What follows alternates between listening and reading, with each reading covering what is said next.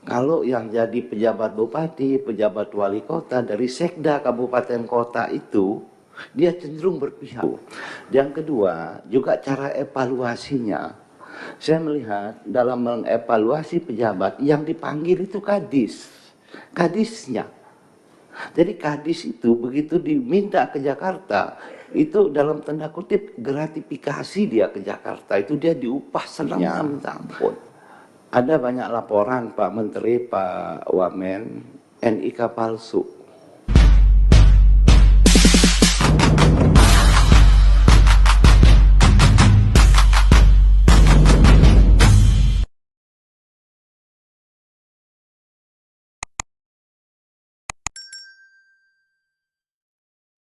Kita lanjut ke Pak Fauzan Khalid dari fraksi Partai Nasdem.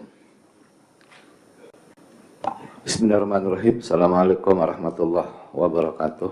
Pak Menteri, Pak Wamen, Bu Wamen, Pak Ketua dan para pimpinan.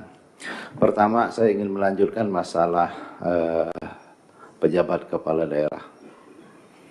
Jadi Pak Menteri, kalau konteks ada event politik, mohon supaya pejabat itu diusahakan, jangan pejabat itu dari kabupaten itu, jangan pejabat itu sekda di kabupaten atau di provinsi itu kalau ada event politik.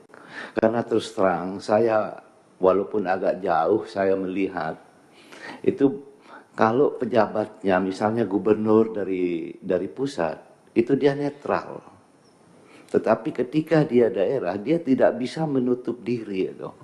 Dia pasti punya afiliasi. Nah, begitu juga kabupaten kota. Kalau yang jadi pejabat bupati, pejabat wali kota dari sekda kabupaten kota itu, dia cenderung berpihak.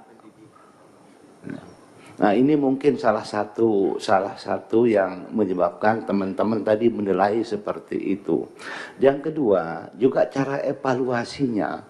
Saya melihat dalam mengevaluasi pejabat yang dipanggil itu kadisnya. Jadi kadis itu begitu diminta ke Jakarta, itu dalam tanda kutip gratifikasi dia ke Jakarta, itu dia diupah senangnya minta ampun.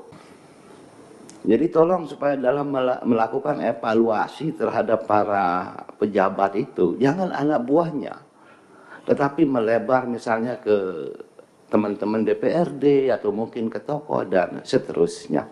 Kemudian yang berikutnya, masalah DP4. Ya. Masalah DP4, bisa enggak dieliminasi Pak TKI? Konteks pilkada. Kalau di pilpres kan TKI itu bisa dia milih di luar negeri. Nah, tetapi konteks pilkada itu kan tidak bisa. Dan itu dimainkan di daerah. Dan tidak jarang ya TKI kita di daerah itu bahkan digandakan namanya. Jadi waktu penyerahan DP4, TKI itu langsung aja dihilangkan karena sudah pasti dia tidak akan memilih dan kemudian hak pilihnya itu tidak bisa dimanfaatkan.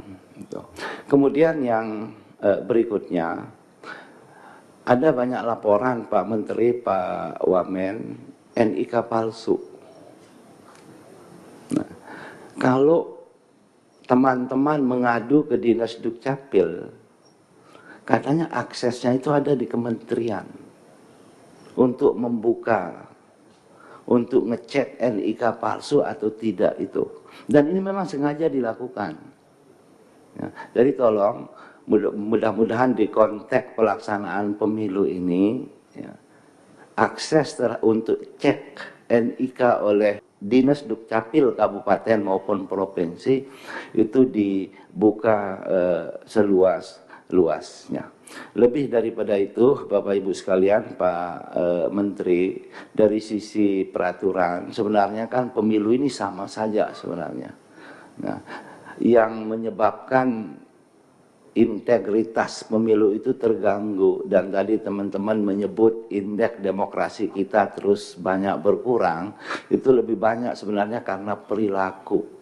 karena integritas penyelenggara dan juga pendukung-pendukungnya. Dan saya kira ini yang harus kita jaga, kita perhatikan, kita awasi. Saya kira demikian Pak Ketua. Terima kasih. Assalamualaikum warahmatullahi wabarakatuh. Salam. Pak Fauzan ini Pak Menteri mantan Bupati Lombok Barat. 2 periode.